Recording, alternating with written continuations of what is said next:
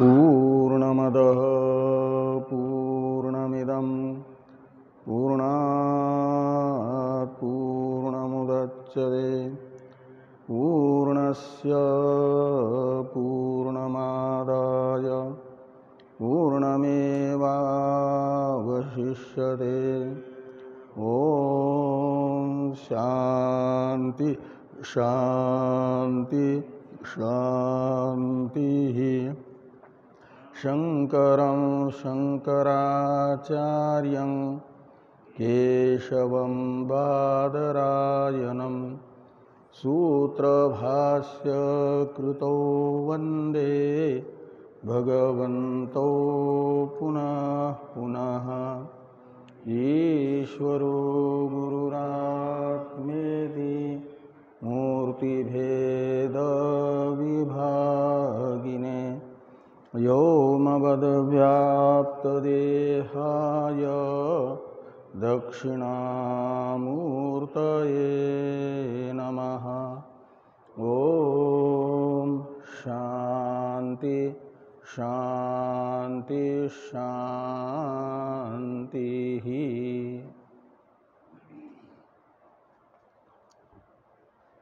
ब्रह्म सूत्र के तृतीय अध्याय के द्वितीय पाद के पंचम अधिकरण का विचार हम लोग कर रहे हैं। भगवान भाष्यकार ने इस अधिकरण के 11 सूत्रों का जो भगवान वेद व्यास जी को अपेक्षित अर्थ था वह बता दिया। यहाँ तक के भाष्य से कि तस्मान् निर्विकल्पकैक लिंगम एव ब्रह्म न उभय लिंगम विपरीत लिंगंच इति सिद्धम। यहाँ तक इस पाद का पंचम अधिकरण का भाष्य है। जो 11 सूत्र हैं उन 11 सूत्रों के व्याख्यान 11 सूत्रों का व्याख्यान रूप भाष्य यहाँ तक हुआ। अत्र केचित् द्वे अधिकरणे कल्पयन्ति। यहाँ से एक देशी के मत का अनुवाद करके उसे अनावश्यक बता रहे हैं। यहाँ एक देशी ने जो विचार किया है, अपना मत रखा है, वह अनुचित है। एक देशी का मत है कि यह 11 जो सूत्र हैं, ये 11 सूत्र का एक ही अधिकरण नहीं है, अपितु इनमें से 4 सूत्रों का एक अधिकरण है। शुरू वाले जो 4 सूत्र हैं, न स्थानतोपि उभयलिंगम इत्यादि, यहाँ से लेकर के तन्मात्रम एव तत्प्रधानत्वात्, ये जो 14वां सूत्र हैं, यहाँ तक के 4 सूत्रों से एक अधिकरण बनता है एक देशी के अनुसार। और उसमें बताया गया ब्रह्म को एक लिंग, एक लिंग यानी एक रस बताया गया, एक रूप बताया गया। और ब्रह्म का एक रूप जो है वो क्या होगा, इसका निर्धारण करने के लिए द्वितीय अधिकरण प्रारंभ होता है 15वें सूत्र से 21वें सूत्र तक 7 सूत्रों का ये द्वितीय अधिकरण होगा एक देशी के मतानुसार। प्रकाशवच्च अवैयर्थ्यम, ये प्रथम सूत्र रहेगा द्वितीय अधिकरण का, और अंतिम सूत्र रहेगा दर्शनाच्च। और द्वितीय सूत्र की आवश्यकता क्यों पड़ी, तो पूर्व पक्षी कहते हैं प्रथम अधिकरण के द्वारा इतना मात्र निश्चित हुआ कि ब्रह्म एक रूप है, अनेक रूप नहीं है। तो ब्रह्म का वो जो एक रूप है वो क्या है? क्या वो सन्मात्र है या चिन्मात्र है या उभय रूप है? इस प्रकार ये प्राप्त हुआ पूर्व संशय त्रिकोटिक, और इस त्रिकोटिक संशय का निराकरण करने के लिए द्वितीय अधिकरण के आरंभ की आवश्यकता एक देशी को प्रतीत हो रही है। उनके मत का अत्र केचित् द्वे अधिकरणे कल्पयन्ति से अनुवाद किया यहाँ तक। उत उभय लक्षणम इति, यानी अत्र वयम वदामः, इससे पूर्व तक एक देशी मत का अनुवाद है, भगवान भाष्यकार के द्वारा किया गया।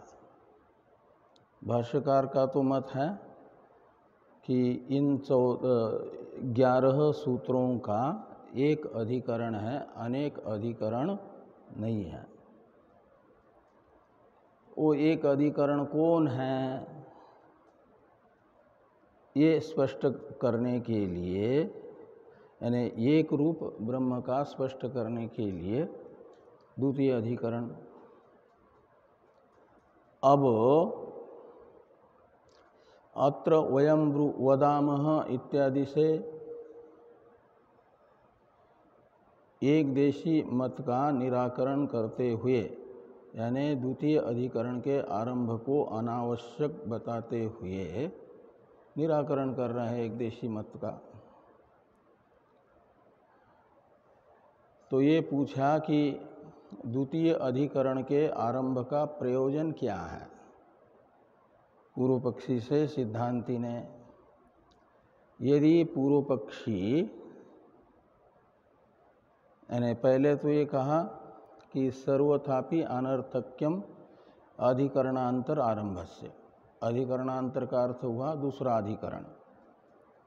प्रकाशवच्चा वैयर्थ्यम, इस सूत्र से एक अलग अधिकरण का आरंभ मानना अनर्थक्य यानी है निष्फल है, अनावश्यक है। यदि दूसरे अधिकरण के आरंभ का प्रयोजन एक देशी ये मानते हैं कि ब्रह्म में अनेक रूपता का निराकरण करने के लिए द्वितीय अधिकरण का आरंभ आवश्यक है, तो उसका खंडन किया। यदि तावत अनेक लिंगत्वम परस्य ब्रह्मणो निराकर्तव्यम इत्यादि वाक्य से, और यदि ये कहते हैं कि द्वितीय अधिकरण ये का आरंभ ब्रह्म में अनेक लिंगत्व का निराकरण करने के लिए मानने पर पूर्व अधिकरण से ही गतार्थ उत्तर अधिकरण हो जाता है, क्योंकि न स्थानतोपि उभय लिंगम, इसी से अनेक रूपता का निराकरण हो गया है। तो उसी अनेक रूपता का निराकरण रूप प्रयोजन की सिद्धि के लिए द्वितीय अधिकरण का आरंभ आवश्यक नहीं होगा ना। इस प्रकार इसे पहले विकल्प को तो बता दिया गया गतार्थ। तो यदि ये कहेंगे फिर दूसरे अधिकरण का समर्थन करने वाले कि ब्रह्म को सद्रूप ही बताना है, चिद्रूप नहीं। ब्रह्म में सद्रूपता का मात्र, ब्रह्म एक रूप है तो एक रूप को क्या है ब्रह्म का, तो सत्ता, सत्व ही ब्रह्म का पारमार्थिक रूप है। चित्व नहीं, बोध रूपता यानी चित्व, चित्व यानी चित्त का भाव, चिद रूपता ब्रह्म में नहीं है। ये बताने के लिए द्वितीय अधिकरण का आरंभ है। ऐसा यदि पूर्व पक्षी कहना चाहेंगे तो उसमें दोष बताया गया था कि प्रज्ञान घन एव इत्यादि श्रुतियों के द्वारा, श्रुतियों का विरोध होगा ना, उनमें वैयर्थ्य प्रसंग दोष आएगा। और दूसरी बात, तत्त्वमसि इत्यादि श्रुतियाँ ब्रह्म का जीव के साथ अभेद बता रही है, और ब्रह्म यदि सद्रूप ही होगा, चिद्रूप नहीं होगा, होगा का मतलब जड़ होगा, चिद्रूप नहीं है का अर्थ निकलेगा जड़ है। तो जड़ ब्रह्म का चेतन जीव के साथ अभेद कथन करने वाले तत्त्वमसि, अयम आत्मा ब्रह्म, प्रज्ञानम ब्रह्म इत्यादि वाक्य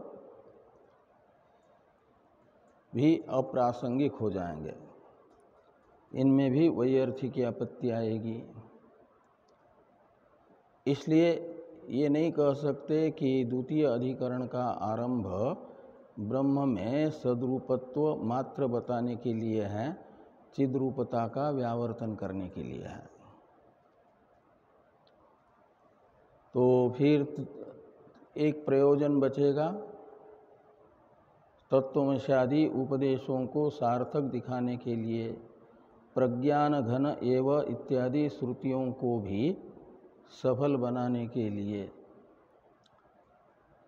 ये माना जाए कि इस द्वितीय अधिकरण का आरंभ ब्रह्म में चिद्रूपत्व मात्र बताने के लिए है, सद्रूपत्व का व्यावर्तन करेगा। ब्रह्म सद्रूप नहीं है, चिद्रूप मात्र है, चेतन है, सत नहीं है। ये दिखाने के लिए क्या किया जा रहा है? द्वितीय अधिकरण का आरंभ किया जा रहा है।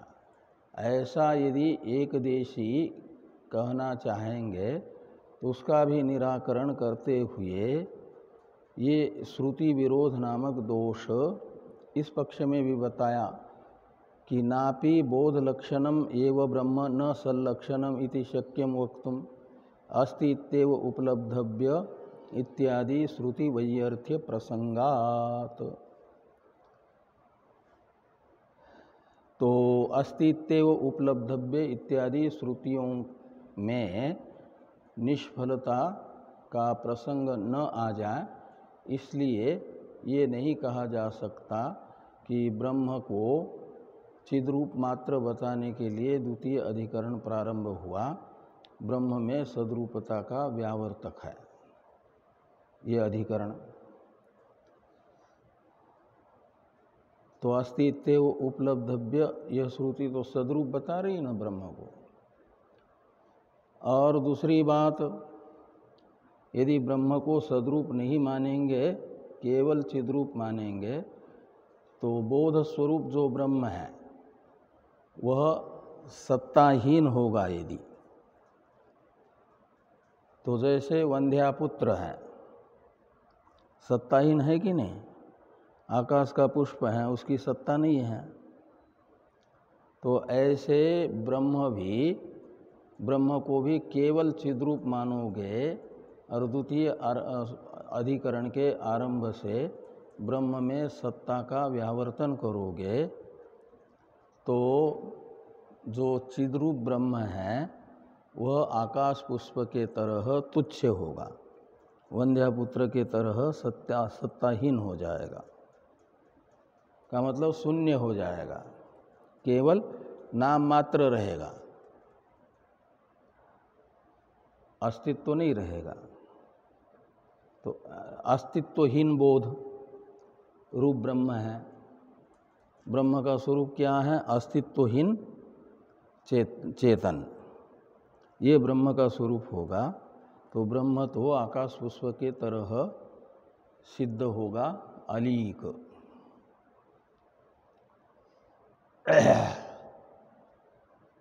ये बताया गया कथम वा निरस्त सत्ता को बोधो अभ्युपगम्येत, इस वाक्य से।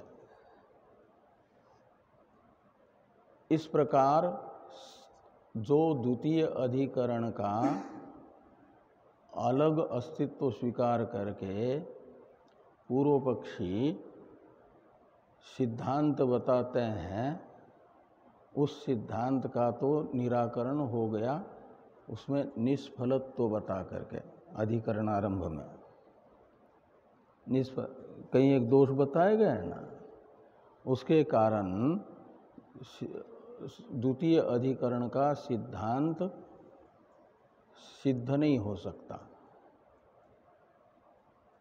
तो कहा कि द्वितीय अधिकरण का पूर्व पक्ष तो है और उस पूर्व पक्ष का व्यावर्तन दिखाने के लिए पूर्व पक्ष भी सिद्ध नहीं होता है द्वितीय अधिकरण का, ये बताने के लिए ये वाक्य है कि नापि उभय लक्षणम एव ब्रह्म इति शक्यम वक्तुम। इसका अर्थ है कि ब्रह्म उभय लक्षण है,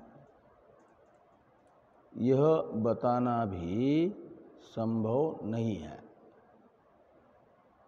नापि उभय लक्षणम एव ब्रह्म, ब्रह्म उभय लक्षण है, यह बताना भी शक्य नहीं है का मतलब इस अधिकरण का पूर्व पक्ष भी संभव नहीं है। द्वितीय अधिकरण का उभय लक्षण हो जाएगा पूर्व पक्ष।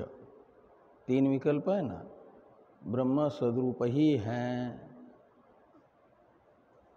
ब्रह्म चिद्रूप ही है, या ब्रह्म उभय लक्षण है। उसमें से उभय लक्षण ये पूर्व पक्ष रहेगा और इस पूर्व पक्ष की अनुपपत्ति बताई जा रही है कि उभय लक्षणम यानी सद्रूप चिद्रूप उभय लक्षण, और ये सद्रूपत्व चिद्रूपत्व एक दूसरे से भिन्न भिन्न है। ऐसा मान करके यदि पूर्व पक्षी ब्रह्म में उभय रूपता बताएगा, द्वितीय अधिकरण का पूर्व पक्षी, तो कहते हैं ये बताना भी नापि शक्यम वक्तुम, ये बताना भी संभव नहीं है। क्यों? कहते पूर्व अभ्युपगम विरोध प्रसंगात। यहाँ पर यदि उभय रूप मानोगे ब्रह्म को, सविशेष भी निर्विशेष भी, यानी सद्रूप चिद्रूप उभय रूप मानने से सत्ता रूप विशेषता भी ब्रह्म में रही और चित्त रूप विशेषता भी रही, तो ब्रह्म अनेकाकार हो जाएगा ना। फिर सत्ताकार भी और बोधाकार भी, सदाकार बोधाकार ब्रह्म है। ऐसा मानोगे तो पूर्व जो अभ्युपगम है, पूर्व अभ्युपगम क्या है कि ब्रह्म अनेकाकार नहीं है, ये पूर्व अभ्युपगम है। पूर्व यानी पूर्व अधिकरण के प्रथम सूत्र में ही ये स्वीकार किया गया है, न स्थान तोपि उभय लिंगम, इससे कि ब्रह्म अनेक विशेषता वाला नहीं है, अनेकाकार नहीं है। ये है पूर्व अभ्युपगम और उसके विरोध का प्रसंग आएगा यदि यहाँ पर ब्रह्म को सद्रूप भी और चिद्रूप भी मानोगे। का मतलब ब्रह्म में सत्ता रूप विशेषता भी मानिए और बोधत्व रूप विशेषता भी मानिए। तो अनेक विशेषता वाला जैसे प्रपंच है, ऐसे अनेक विशेषता वाला तो ब्रह्म भी हो गया ना। तो फिर ब्रह्म में एकाकारता सिद्ध नहीं होगी।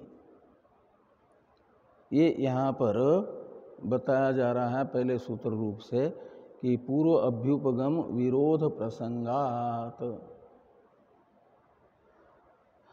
इसी का स्पष्टीकरण है आगे वाला वाक्य।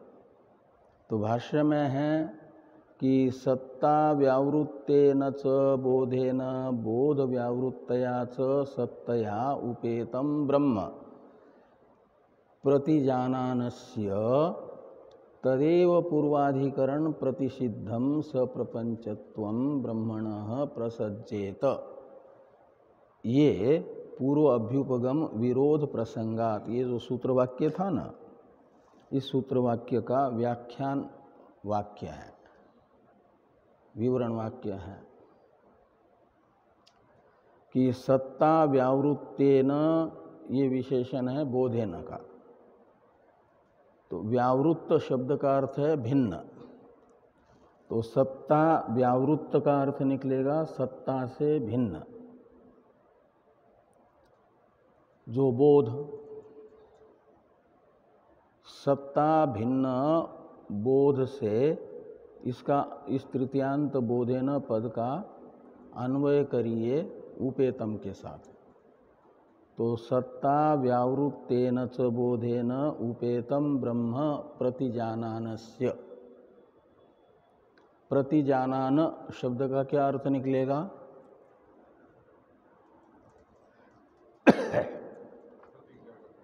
हैं?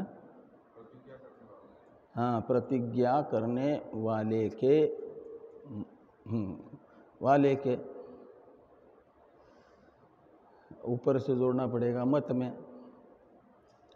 तो प्रतिजानानस्य, इसमें क्या धातु है और कौन सा प्रत्यय हुआ होगा?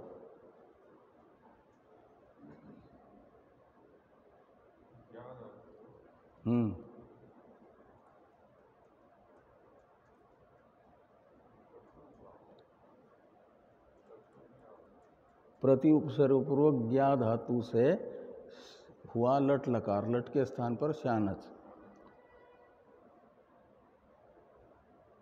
लटः सत्रिशानचो एक सूत्र है, उससे लघु का कृदंत प्रकरण हुआ है कि नहीं हुआ है? कहाँ तक हुआ है लघु का पाठ? कौन कौन पढ़ रहा है लघु सिद्धांत कौमुदी? पढ़ रहा है कि नहीं कोई? कोई नहीं? हो गया पाठ? जिस दिन हो गया उसी दिन पूर्णाहुति। वो लघु सिद्धांत कौमुदी और तर्क संग्रह तो जीवन भर याद रखने का होता है, और वो याद रहता है पढ़ते समय शब्दों की व्युत्पत्ति करते हुए पढ़ें, और पढ़ाने वाला वैसा नहीं पढ़ाता तो स्वयं चिंतन करते समय ये शब्द कैसे बना, अपने से निष्पन्न करते हुए पढ़े, तो लघु सिद्धांत कौमुदी तैयार रहती है। और लघु सिद्धांत कौमुदी तैयार है तो निश्चित अर्थ जो शब्द का है वो निकाल सकता है। इसलिए नहीं कि खाली पढ़ा और छोड़ दिया, और नहीं पढ़ते वो पढ़ना शुरू करना।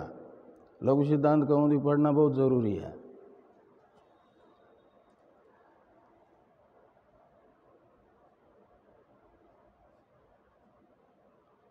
तो प्रति उपसर्ग पूर्वक ज्ञा धातु से लट हुआ, लट के स्थान पर श्यानच आदेश हुआ।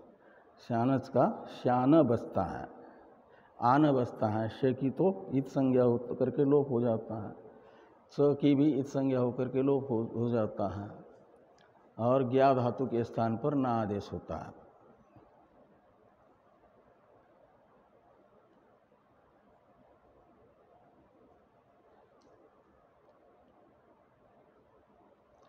तो प्रतिजानानस्य जा आदेश हुआ और वो नुट आगम होता है शानच को, तो इस प्रकार ये प्रतिजाना न बनेगा। जा तो आदेश हुआ है, ज्ञा जनोर जा, ऐसा एक सूत्र है उससे।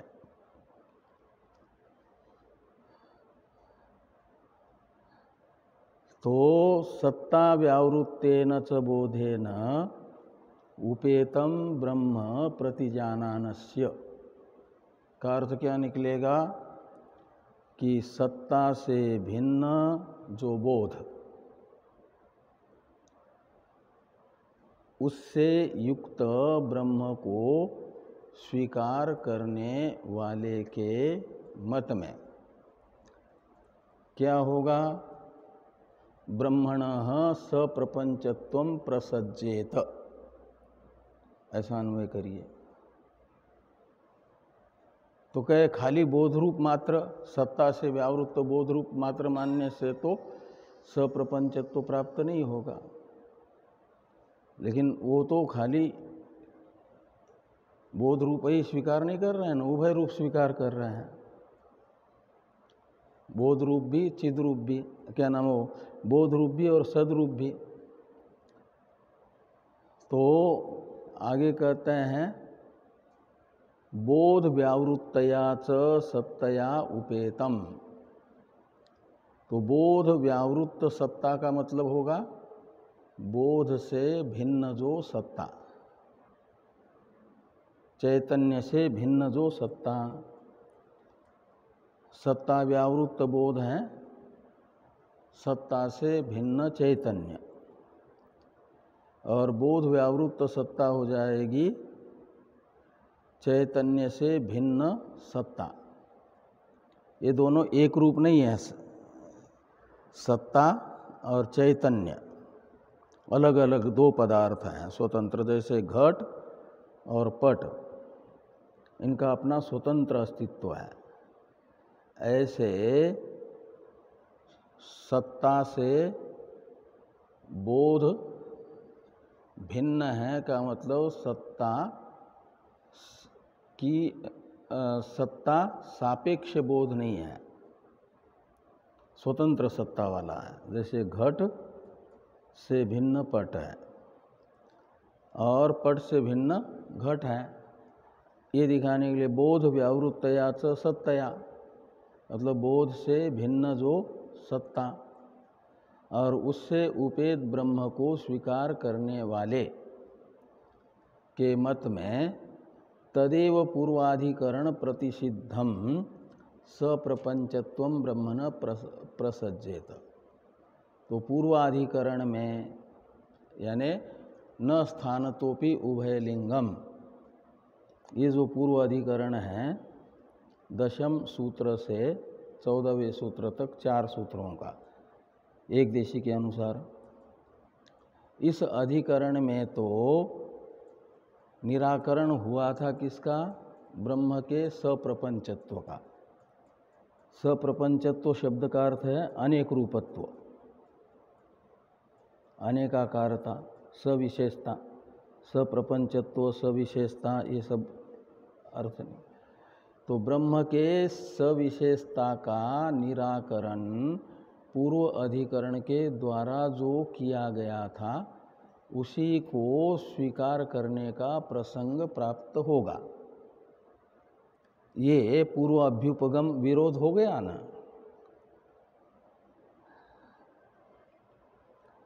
ये यहाँ पर कहा गया सत्ता व्यावृत्तेन च बोधेन बोध व्यावृत्तया च सत्तया उपेतम ब्रह्म प्रतिजानानस्य, ऊपर से जोड़ देना मते तदेव पूर्वाधिकरण प्रतिषिद्धम सप्रपंचत्वं ब्रह्मणः प्रसज्जेत।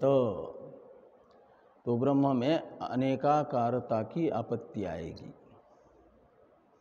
जो इष्टापत्ति नहीं हो सकती। पूर्वाधिकरण का विरोध होगा ना।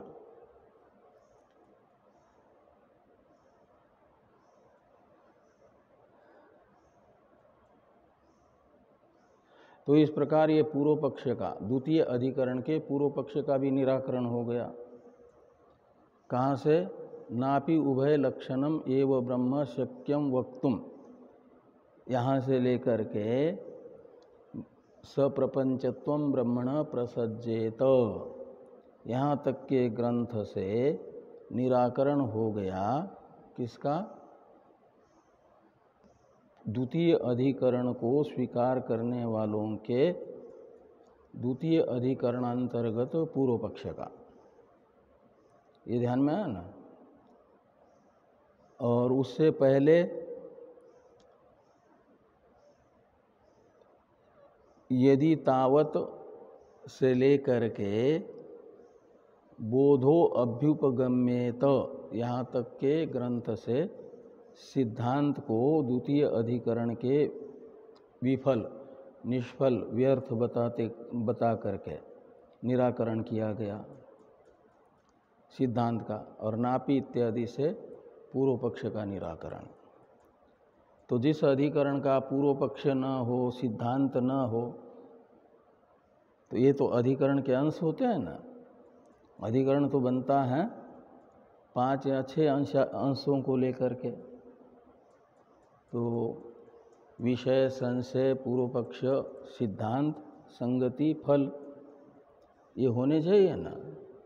तो यहाँ न तो सिद्धांत रहा, न तो संशय, क्या नाम आपका, पूर्व पक्ष है।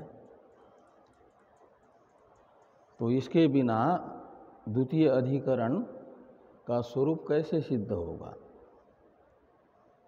इसलिए एक देशी का मत अनुपपन्न है और पूरा का पूरा एक अधिकरण है। ये भाष्यकार भगवान का अभिप्राय है एक देशी के मत का खंडन करते हुए। तो एक देशी का तो प्रयास रहेगा ये न के न प्रकारेण इस अधिकरण के पूर्व पक्ष की सिद्धि दिखाना, इसके लिए प्रयास करेगा न पूर्व पक्षी। तो अब युक्ति से पूर्व पक्ष सिद्ध नहीं हो पाया तो श्रुति का आश्रय लेते हैं पूर्व पक्ष यानी एक देशी। तो इसे देखिए आगे वाले वाक्य को, श्रुति से पूर्व पक्ष सिद्ध होगा, ये दिखाना चाह रहे हैं एक देशी। श्रुतत्वात् अदोष इति चेत, श्रुतत्वात् यानी श्रुति के द्वारा प्रतिपादित होने से। क्या श्रुति के द्वारा प्रतिपादित है? ब्रह्म का निर्विशेषत्व, सविशेषत्व, दोनों भी श्रुति के द्वारा प्रतिपादित है।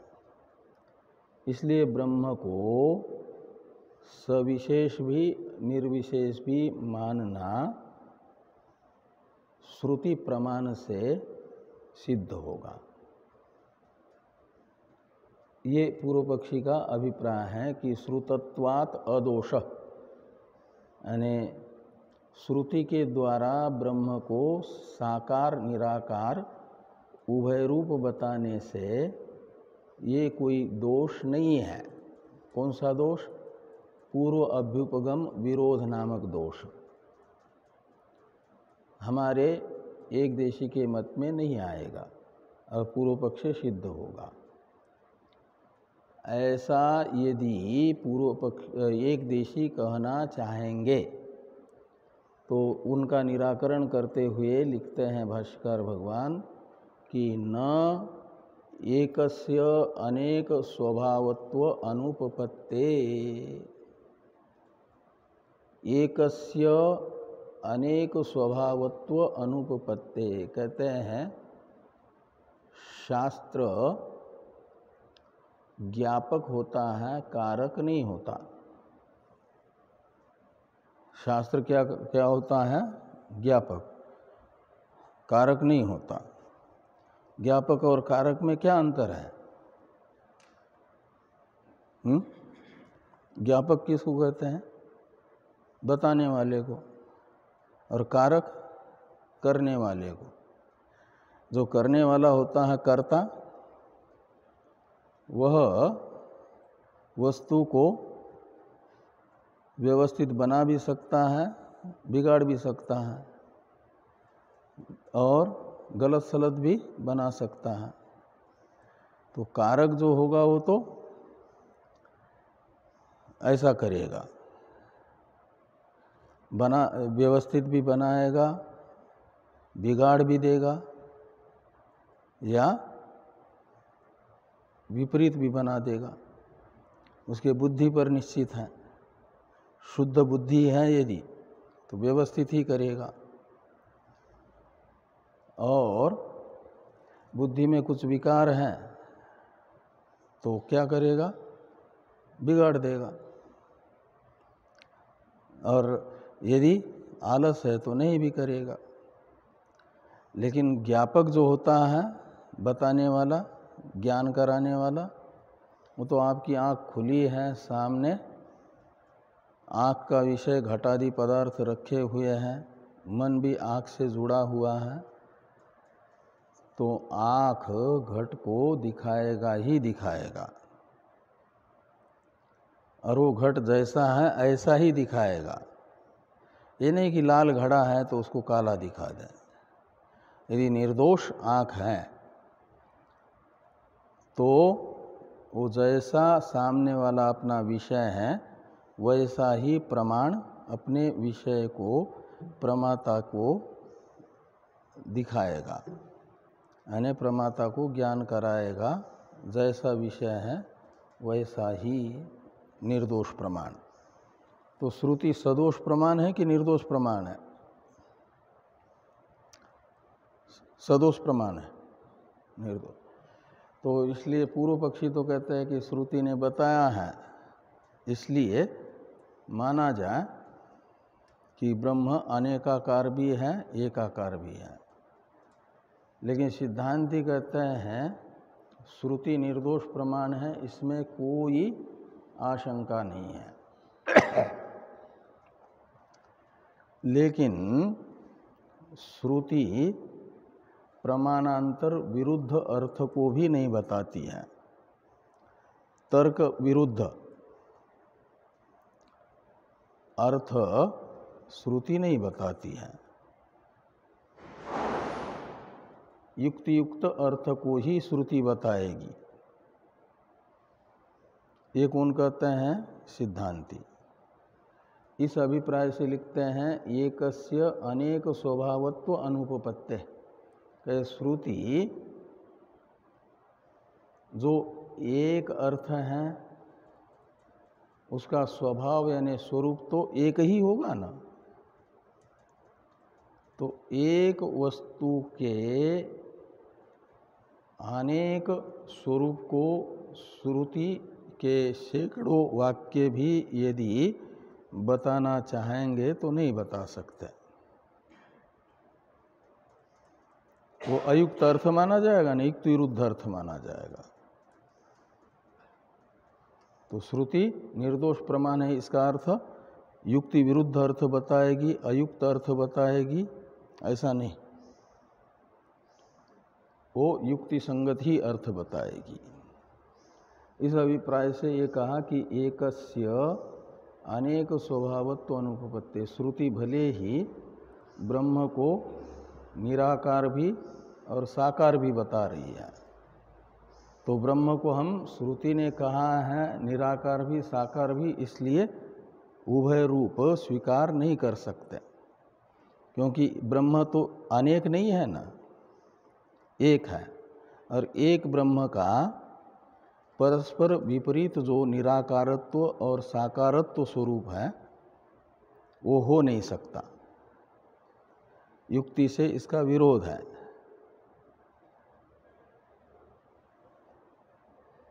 ये सिद्धांती ने पहले सूत्र रूप से कहा, इसी को स्पष्ट करते हुए कह रहे हैं कि अथ सत्यैव बोधो बोध एव च सत्ता न अनयोः परस्पर व्यावृत्ति अस्ति इति यदि उच्येत तथापि किम सल्लक्षणं ब्रह्म उत बोधलक्षणम उत उभयलक्षणम इति अयम विकल्पो निरालंब एव स्यात्। तो ये पूर्व पक्ष का व्यावर्तन तो पहले हो गया। अथ इत्यादि से एक प्रकार से संशय बताया जा रहा है, संशयात्मक अंश की आशंका की जा रही है, उसका भी निराकरण किया जा रहा है। पहले संशय रूप अंश की आशंका एक देशी के द्वारा की जा रही। ये सूत्र का व्याख्यान नहीं समझना है इसको, अथ सत्तया इत्यादि को।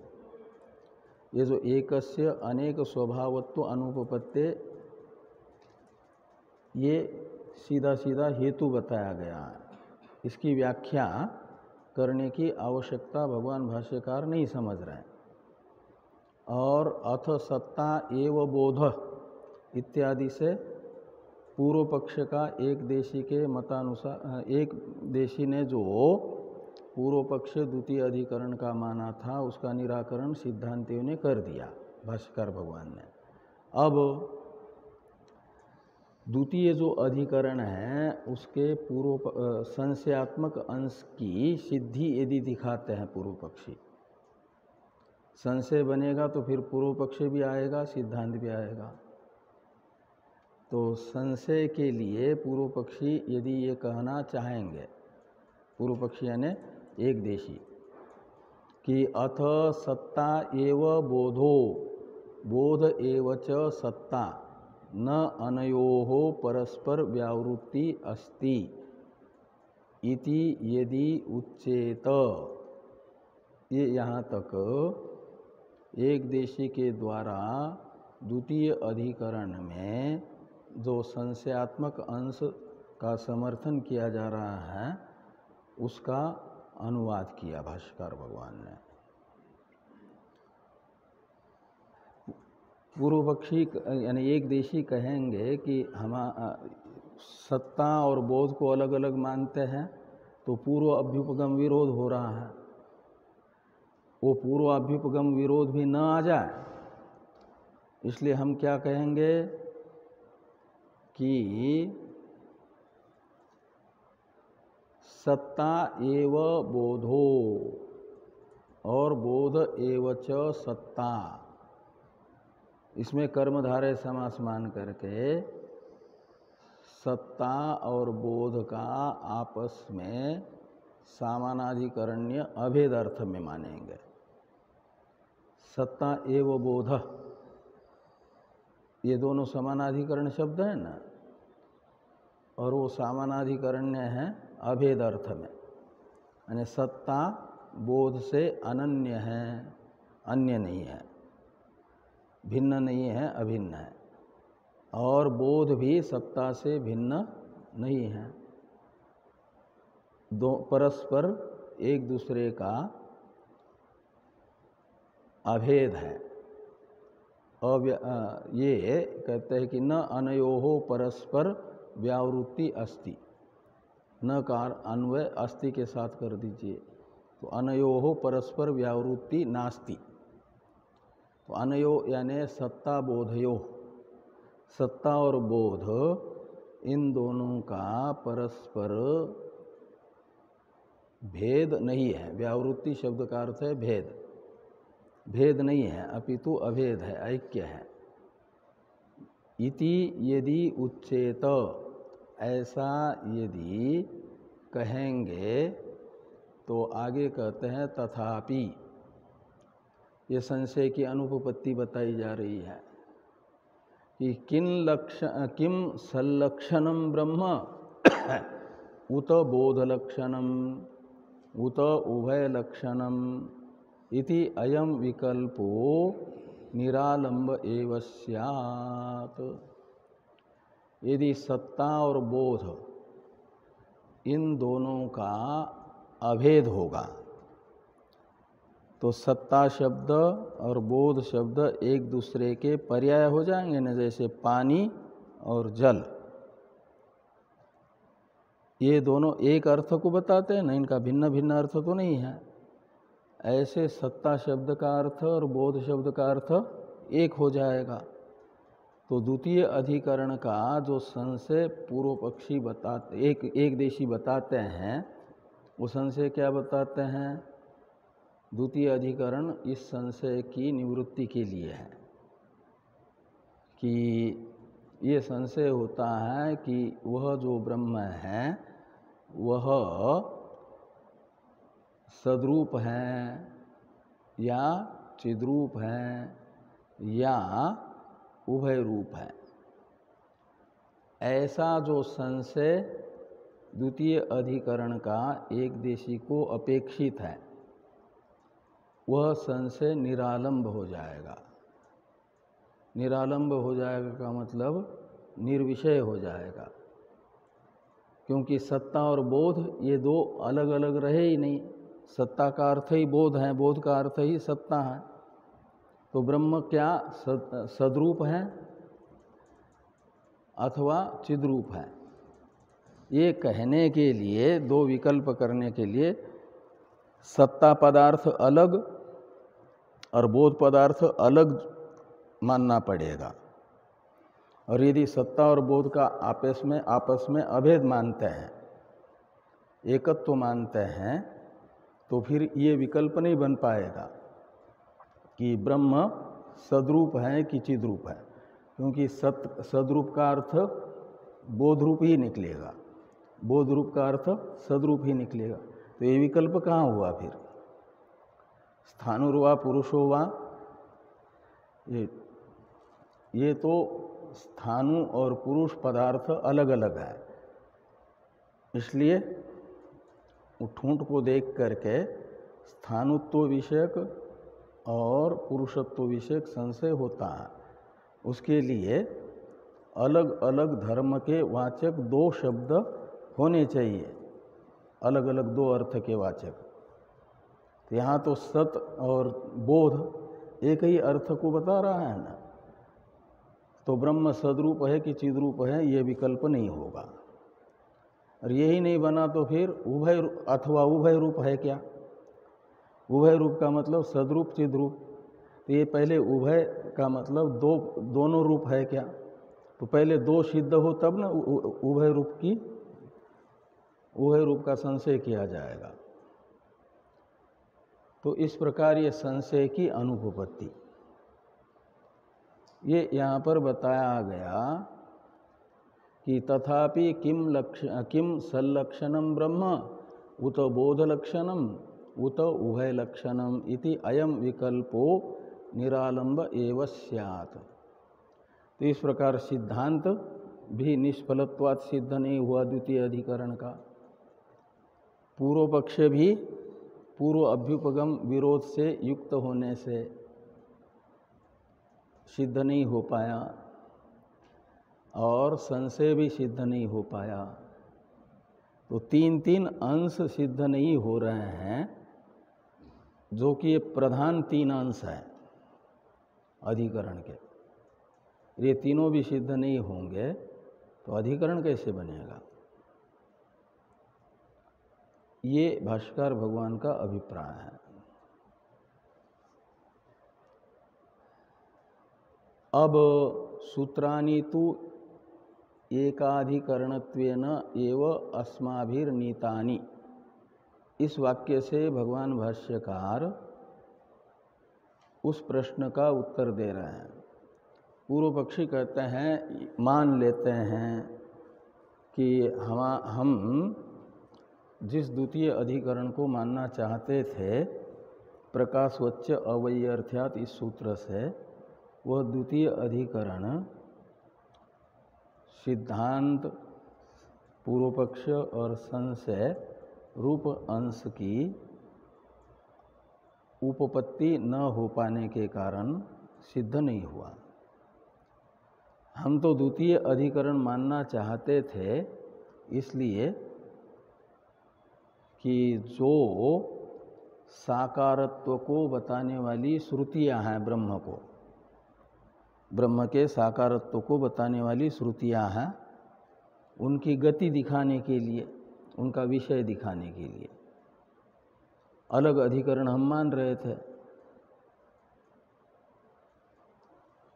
तो उस साकारत्व को बताने वाले श्रुतियों की क्या गति होगी आपके मतानुसार, यदि द्वितीय अधिकरण हम नहीं मानेंगे? एक देशी कह रहे हैं, तो आप बताइए कि द्वितीय अधिकरण के बिना ब्रह्म के साकारत्व की प्रतिपादक श्रुतियां कैसे सफल होगी, उनकी क्या गति होगी? ये पूर्व पक्षी ने यानी एक देशी ने प्रश्न किया सिद्धांति से। तो भगवान भाष्यकार उत्तर देते हैं कि सूत्राणि तु एकाधिकरणत्वेन एव अस्माभिर्नीतानि। तो सूत्राणि तु, तो कहते ये जो प्रकाशवच्या वैयर्थ्यात यहाँ से लेकर के दर्शनाच्य यहाँ तक के 7 सूत्र, हमने इनका कोई अलग अधिकरण नहीं माना है, अपितु पूर्वाधिकरण जो है का मतलब न स्थान तोपी से लेकर के 11वें सूत्र से लेकर के 21वें सूत्र तक 11 सूत्रों का एक ही अधिकरण माना है हमने। और इसी के अंदर एक अवांतर शंका हुई जब 14वें सूत्र से ये बताया गया तन्मात्रम एव तत्प्रधानत्वात्, कि ब्रह्म तो चिन्मात्र है। क्यों? तत्प्रधानत्वात्, तो प्रधानतया तन्मात्र यानी निर्विशेष ही है, क्योंकि निर्विशेष ब्रह्म को ही बताना श्रुति को विवक्षित होने से, ब्रह्म का निर्विशेष ब्रह्म में तात्पर्यवती श्रुतियाँ होने से तत्प्रधानत्वात् का अर्थ निकाला था। तो इस पर फिर शंका हुई कि यदि श्रुति का तात्पर्य विषयभूत ब्रह्म निर्विशेषी है तो ब्रह्म को साकार बताने वाली जो श्रुतियाँ हैं, सविशेष बताने वाली जो श्रुतियाँ हैं, उनकी क्या गति होगी? ये एक अवांतर प्रश्न उपस्थित होगा। उस प्रश्न का उत्तर देने के लिए प्रकाशवच्य से लेकर के दर्शनाच्य यहाँ तक के 7 सूत्र हैं। इनसे ये बताया गया कि ब्रह्म को साकार बताने वाले श्रुतियों की ये गति है। वो सोपाधिक ब्रह्म का जो स्वरूप है उसे अनेक रूप बता रही हैं ब्रह्म को सविशेष बताने वाली श्रुतियाँ, ब्रह्म के सोपाधिक स्वरूप को। और ब्रह्म को निराकार बताने वाली श्रुतियों का तात्पर्य ब्रह्म के निर्विशेषता में है, एक रूपता में है। इस प्रकार ये उपपत्ति हो जाती है।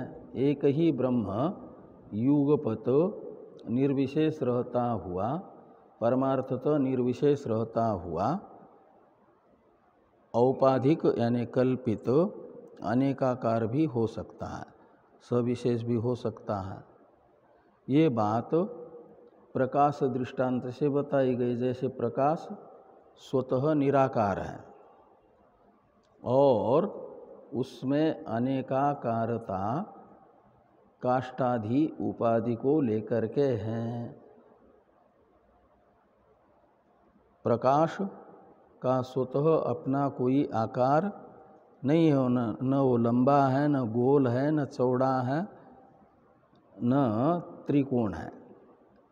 लेकिन उसकी उपाधि यदि सीधी है तो प्रकाश भी सीधा दिखता है, यदि उपाधि चतुष्कोण है तो चतुष्कोण दिखता है, उपाधि गोलाकार है तो गोलाकार दिखेगा, उपाधि टेढ़ी मेढ़ी है तो प्रकाश भी टेढ़ा मेढ़ा दिखेगा। ऐसे ब्रह्म भी यानी प्रकाश में अनेकाकारता हुई उपाधि निमित्तक यानी आरोपित, उपाधि निमित्तक कहो, औपाधिक कहो, आरोपित कहो, कल्पित कहो, मिथ्या कहो, एक बात है। ये सब पर्यायवाचक है। ऐसे ब्रह्म में भी इंद्रो माया भी पुरुरूपमीयते इत्यादि श्रुतियाँ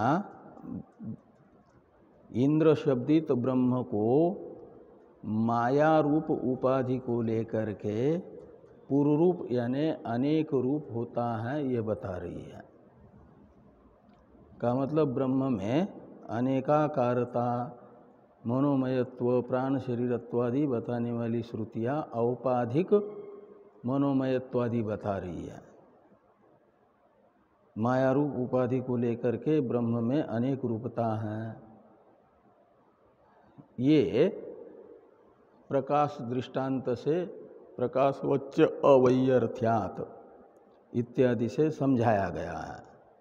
इसलिए ये कहते हैं कि सूत्राणि तु एकाधिकरणत्वेन एव अस्माभिर्नीतानि। तो ये सारे 21 सूत्र हमने तो एक ही अधिकरण के 21 सूत्र हैं ये मान करके इनका व्याख्यान कर दिया। नीतानि यानी व्याख्यातानि।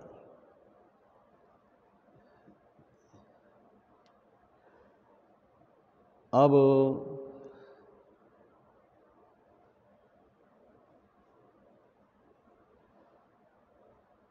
ये कहते हैं कि अपिच ब्रह्म विषयासु श्रुतिषु आकारवद अनाकार प्रतिपादनेन विप्रतिपन्नासु अनेकाकारे ब्रह्मणि